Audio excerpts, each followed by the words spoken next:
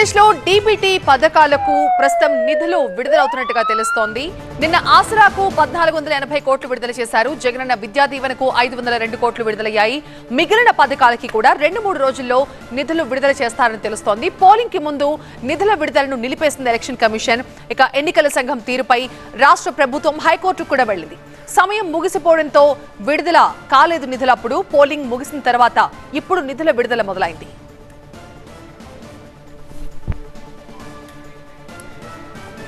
మా chief reporter MP రావు ప్రస్తుతం మనకి లైవ్ లో జాయిన్ అవుతున్నారు మరింత సమాచారం ఇచ్చడానికి. రావు, ప్రస్తుతం కొన్ని పథకాలకు నిధులు విడుదలైనట్టుగా తెలుస్తోంది. మిగిలిన పథకాలకు ఎప్పటిలోగా పూర్తి స్థాయిలో నిధులు విడుదలవుతాయి?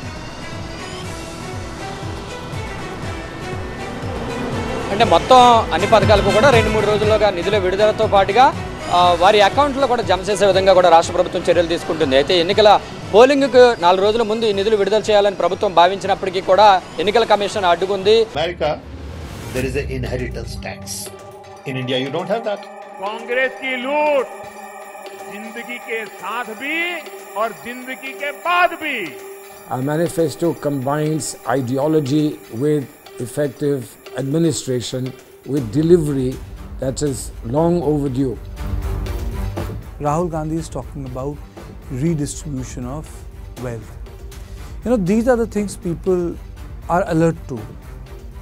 They want to know, what does Congress say when you say redistribute wealth?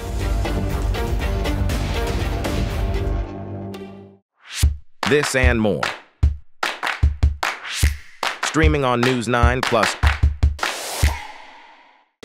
Polling ముగిసిన తర్వాత అంటే 14-15 తేదీ నుంచి ఎప్పుడైనా కూడా మీరు నిధులు విడుదల చేసుకోవచ్చు అంటూ కూడా ఎన్నికల కమిషన్ ఆదేశాలు జారీ చేసింది. అయితే ఎన్నికల కమిషన్ ఇచ్చినటువంటి ఆదేశాల మీద రాష్ట్ర ప్రభుత్వం హైకోర్టుకు వెళ్ళింది. హైకోర్టు అయితే పోలింగ్ ఒక రోజు ముందు కూడా నిధులు విడుదల చేసుకోవడానికి ఎన్నికల కమిషన్ ఇచ్చినటువంటి ఆదేశాల మీద హైకోర్టు స్టే ఇచ్చింది. అయినప్పటికీ కూడా ఎన్నికల కమిషన్ అనుమతి ఇవ్వకపోవడంతో రాష్ట్ర ప్రభుత్వం నిధులు విడుదల చేయలేకపోయింది. ఆ తర్వాత టైం కూడా ముగిసిపోవడంతో పోలింగ్ కూడా దగ్గర పడింది. దీంతో నిధులు విడుదల చేయలేకపోయింది.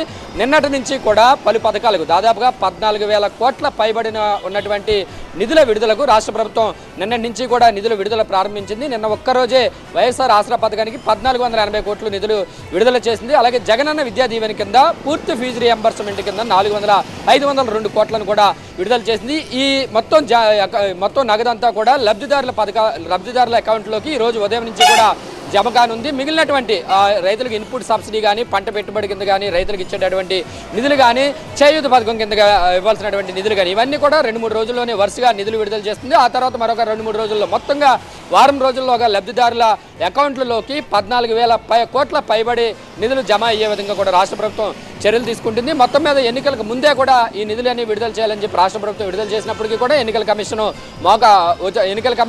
నిధుల విడుదలకు అంగీకరించకపోవడము, ఆ తర్వాత హైకోర్టుకి ఎక్కడము, ఇదంతా ప్రాసెస్ అంతా కూడా ముగిసిపోవడము, పోలింగ్ కూడా ముగియడంతో ఈ రోజు నుంచి కూడా ఈ ప్రక్రియ ప్రారంభమైంది. మొత్తం వారం రోజుల్లోగా కూడా ఈ ప్రక్రియ అంతా కూడా ప్రారంభించే విధంగా కూడా రాష్ట్ర ప్రభుత్వం ముందుకు వెళ్తుంది.